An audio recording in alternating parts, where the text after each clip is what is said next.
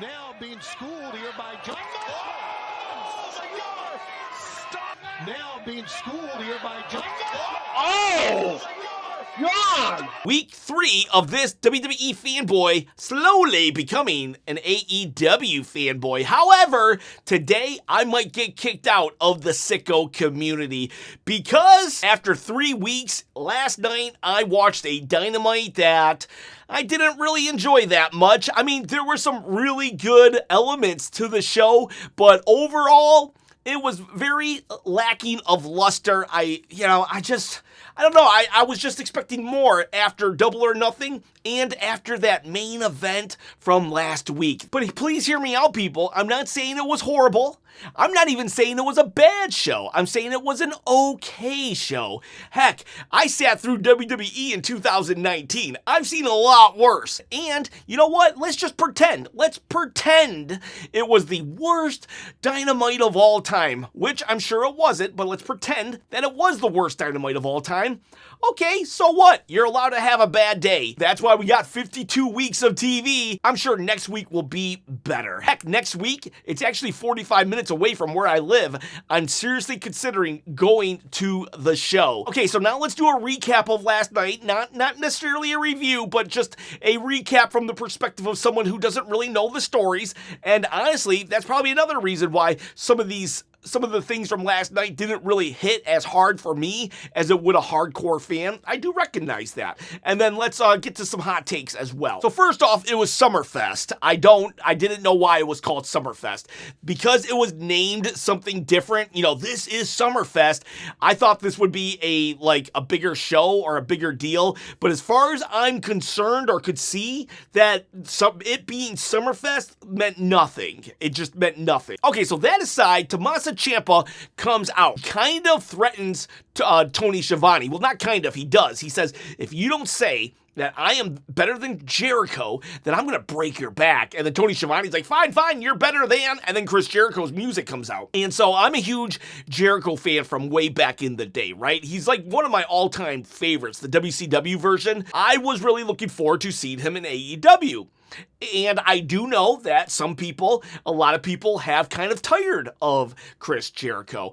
And so when he fought Ricochet the other week, I was like, yeah, maybe he shouldn't be doing 10 to 15 minute matches. He should be doing 6 to 7 minute matches, and that would help, because I was like, okay with what I saw, but I don't know, he has lost a step, which is totally fine. The dude's in his 50s.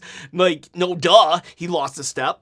But then, tonight, I did not enjoy him at all. Now, okay, maybe I enjoyed him a little, because there were a couple moments when he made me laugh. He did make me laugh, but it was almost in spite of myself. I'm like, I got a chuckle. But yeah, it was just, I liked Tommaso Ciampa threatening Tony Schiavone, but once Jericho got out there, and it just went on too long. And then there was a pull-apart brawl. The moment they started fighting, like 20 guys ran out. And so it was like very much, you could just tell that they were waiting for their cue. And from what I've gathered also, it just feels like AEW wrestlers handle their own business. Kind of like Chris Jericho's jokes, it just felt, the security guards just felt out of place here. Jon Moxley fought Shane Taylor. I was surprised that this match went as long as it did. It feels like that Jon Moxley, is a main event guy, and I don't think I've ever heard of Shane Taylor, so I'm assuming Shane Taylor's like a big deal, and maybe he just returned or something, because I would think that Jon Moxley is like such a main event guy that for him to go that long in the ring with somebody, that they're either building Shane Taylor to be up a main event guy, or he already is a main event guy and I just don't know who he is. So I'm looking forward to seeing more of him. Don Callis with the Jet, you can tell that he just loves the Jet, and I love the Jet too. But you can also tell that Andrade, well, I don't know if I would be saying he's getting jealous. He is definitely getting worried that his top spot has been kind of, taken from him, and we can all see it, and I'm kind of liking that, actually. I kind of like Andrade to keep going, hey man, what about me? And Don Callis is just like, oh yeah, no, we got you, don't worry. And then we got the Jet and Don Callis, they come out, and the Jet, the funny line was, he's like, why are you mad at me? It was Darby Allin that lost the belt, and it was Speedball that broke up Jet Speed. I love a delusional heel like that, because, technically it was it was Speedball that broke up Jet Speed because he wanted the Jet to apologize, and Jet wouldn't apologize, therefore they had to break up. But it was Speedball who put the ultimatum on the Jet, so technically, and I love a good heel that uses those kind of technical like conclusions. The Jet starts talking a lot, right, and he's like kind of challenging MJF, which is interesting because heel versus heel, but then Darby Allin out of nowhere comes, attacks with the skateboard, and then he just swarmed on by the rest of the Don Callis family, and then Darby Allin just runs away. He did say, like, I hope New York was worth it. I'll be honest with you, it felt like they should have did more with Darby Allin's return. Like, suddenly he was there, and then he was just gone, and we even have the Jet later in the night challenging MJF, well, joining and challenging MJF. So, like, later in the night, it just felt like it was so inconsequential that Darby attacked him that the Jet was already doing other things. So I kind of feel like we should have kept those two things separate, and if we were going to have Darby Allin return, we should have made a bigger deal of it. What if we had a running storyline throughout the night where, like, the Don Callis family members, you know, like the lower rung members, are kind of being taken out, or they've gone missing, and it's like Darby Allin, he's like systematically eliminating each threat before he can get to the Jet and attack him, and then only like one or two people come out to the Jet's rescue, and then Darby Allin could take them, because this dude, the last we saw of him, was losing the AEW title after holding the belt for an epic 6-week title reign. So I kind of wanted more of Darby Allin than just I'm gonna hit you with my skateboard and then run away. Like, I would have liked to see him kind of like giving the Jet his comeuppance a little bit more this week. Now, Mark Briscoe, who I am liking more and more each week, he fought Pac? Who is it? Pac? I know people have made fun of me for how I say certain wrestlers' names. I just say names weird, and I apologize. But he fought Pac, and I was surprised that he beat Pac clean, because Pac is part of the Death Riders. So that makes me believe that the Death Riders have lost almost all of their power. I thought they were like a bigger deal still, though, because they were training Will Ospreay. So I don't know where the Death Riders are on the pecking order in regards to storylines.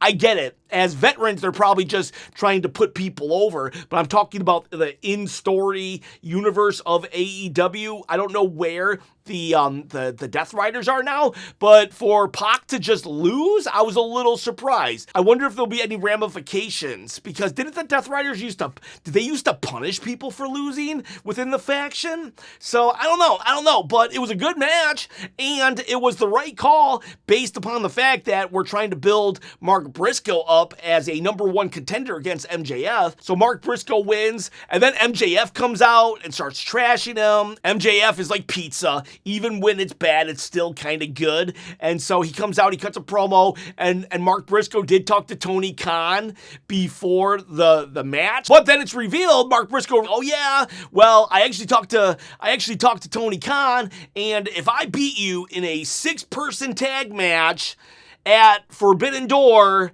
in a cage, I get a title shot. So it looks like that's happening. I am not a big fan. I've never been a big fan of, like, you know, 6-man matches, 5-man matches, unless it's like the Survivor Series. But like for the most part, I do know that in AEW, these kind of party matches are actually a specialty of Tony Khan's, but I've never really been a huge fan. Though there is the stipulation of if he wins, he gets a title shot. So I am happy about that. MJF then goes to the Don Callis family because he has no friends and says, I want to buy a team. And Don Callis is like, we're not a piece of meat. Oh, you got money? Okay, let's go.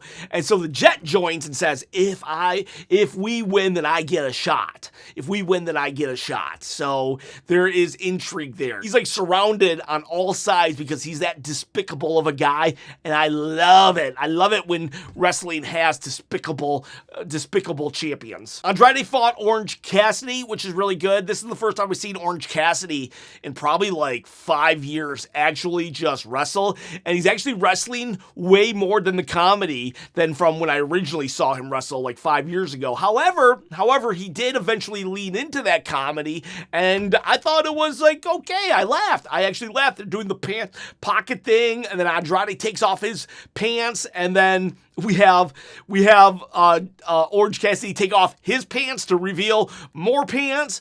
That's good stuff. I don't know if he's ever done that before, but if he's never done that before, then I got mad respect for that guy, because his comedy is really hard, and when you've been doing the same thing over and over and over again, eventually it gets boring. I.e. Chris Jericho earlier in the show.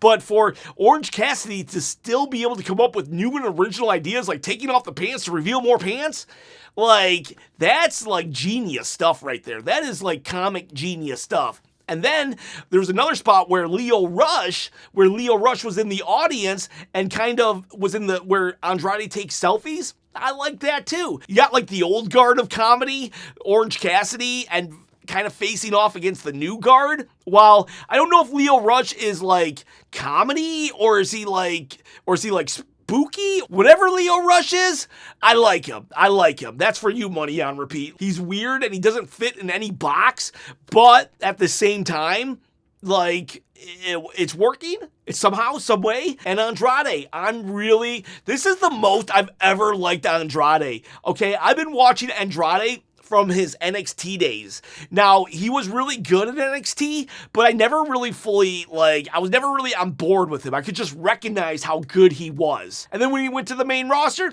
I didn't like him. When he went to AEW the first time, I didn't really like him. When he came back to WWE, didn't really like him. But now, this version of Andrade, yeah, I'm liking him. I'm actually liking this version of Andrade. So way to go, Andrade. Just, do your thing until you win the masses over. Mercedes Moné did a video package, and I thought it was good. I mean, I don't really got much to add to it other than she's going to be here next week in the Houston area. And man, I really think I should go to this event because I've never seen Mercedes Moné live. Okay, then we had Maya versus Sky Blue. So Maya, it was reported that her brother actually passed away. So in real life. So that sucks, right? That just sucks. And she came to work probably because, she didn't want to think about it. She probably loves wrestling. This would help get her mind off of things. And then she won. I am just so happy that she won. If Sky Blue was not slated to win the actual whole tournament and it doesn't throw all the storylines in a giant, tumbleweed, then, honestly, I think it was so cool of Tony Khan to say, yeah, let's just look at this person as a human, give them a big win because of everything they're going through in their personal life. I thought that was a real stand-up thing from Tony Khan. There was also a video package for Zack Sabre Jr. versus Kenny Omega that got a lot of people really excited in my chat. But for me, I was like, who? But I'm going to be honest with you, it didn't really matter to me. So people told me it's going to be a great match. I'm going to watch Forbidden Door, and I'll let you know how I feel about it after I've watched Forbidden Door. That's if I still have AEW fans watching this channel after this review, because I do see some people crashing out on me, and I do see some people unsubscribing. So let me know if you're going to stick with the channel if you're an AEW fan. But after that announcement, Tekla said more stuff. We saw a video package of her, how she got fired from Stardom. I liked that. I liked learning more about Tekla. I really am enjoying her. Okay, so now we get to the main event, Swerve Strickland versus Brody King. Now, I didn't think that Brody King was gonna lose. I knew Swerve was gonna win, and it was the right call. Kind of like last week. You didn't think that Mark Davis was gonna win. You knew it was gonna be Will Ospreay, and it was the right call. But yet, both of those dudes, Mark Davis and Brody King, it felt still like a big deal that you beat them. And I think this was just a really hard-hitting affair. Swerve Strickland is always trying to find new ways to kill his opponent.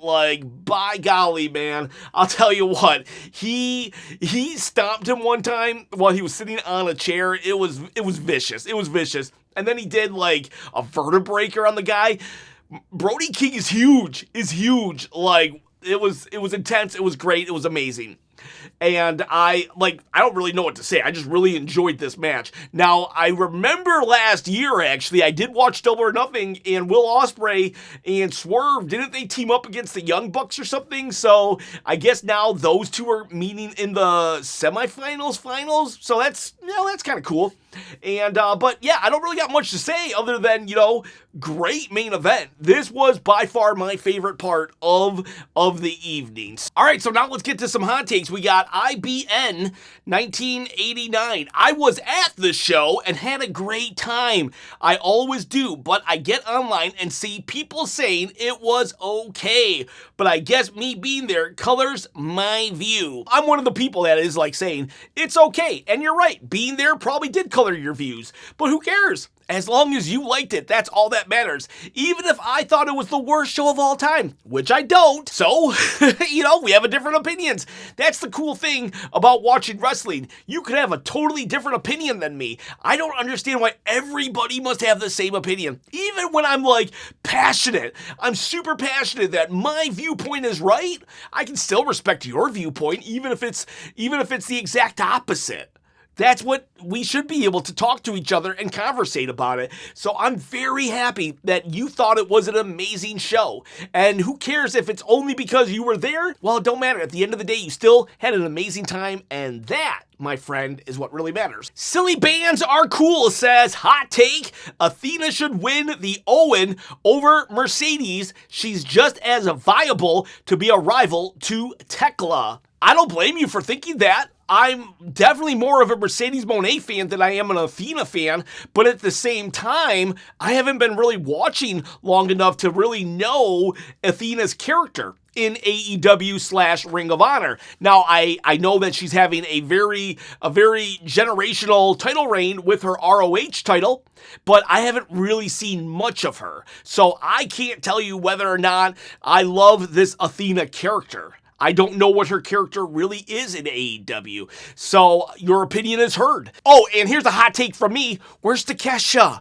Takesha and Kyle Fletcher, they had a really cool storyline at AEW Double or Nothing. I've been really looking forward every single week now, and we didn't even get Takesha on tonight's show. So, that was sad face emoji on my part. We got Kelly Q Quake Attack. Sorry if I mispronounced your name.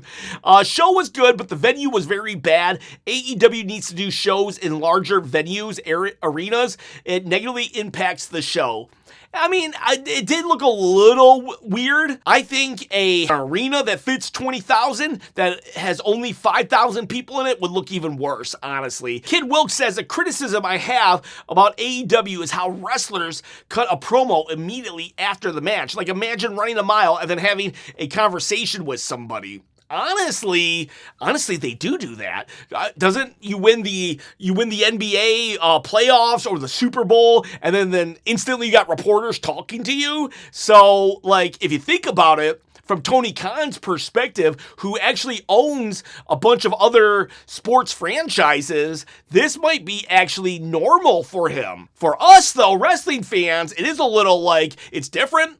But then again, Tony Khan has been a fanboy forever too, so he understands it different. Maybe it's just something to be different, to set himself apart, because the devil's in the details, and you want to be as different from your competitor as much as possible. And that's just one way that maybe Tony does try to be different. Have the interview after and not before. Ross1270 says, Tegan should look at her partner every day like, you effed up. Great opportunity for me because Maya World is thriving. I honestly don't know what this means. Maya is the one who just won tonight against Sky Blue, so I guess Maya's former teammate was Tegan. That's what I'm assuming. So I'm just going to let this comment be for you sickos who understand it more than I do. Kelvin Guzman says, one of the weaker Dynamites, but not enough to start doom posting like you see on Twitter. Yeah, out of the 3 Dynamites that I've seen in 2026, it was definitely the weakest of the 3.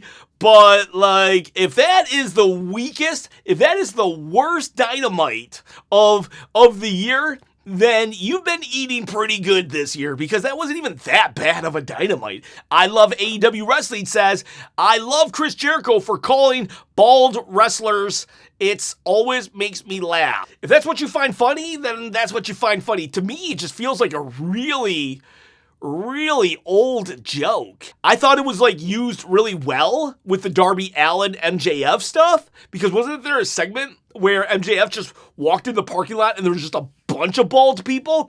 It worked for MJF. But MJF is really good at getting almost anything over. But for him to just, is that Chris Jericho's thing now? Just calling people bald? Like, I don't know. Maybe it's because I have no hair and I don't find it funny, but like, I honestly don't care if people make fun of me for being bald. I personally did not find it funny last night, Chris Jericho, but I mean, if you did, well, okay. Rodcom1 says the Swerve match was great. I didn't expect much, but I should have known better by now. It really delivered. P.S. Get those tickets. You must have been on the live stream. Oh, what do you think? Should I get those tickets? But yeah, the Swerve Brody match was great, amazing, favorite part of the evening. And what do you think? Should I get the tickets? Should I get the tickets and go to my first AEW event? If I do, I won't be able to stream next week, so I think I'm leaning towards it. You boys, you gals in the comments, tell me. If I get more people that say go than not go, then I'll heavily consider it. I gotta check with work first. All right, boys. All right, girls. All right, sickos. If you haven't unsubscribed, thanks for watching the video. See ya, bye.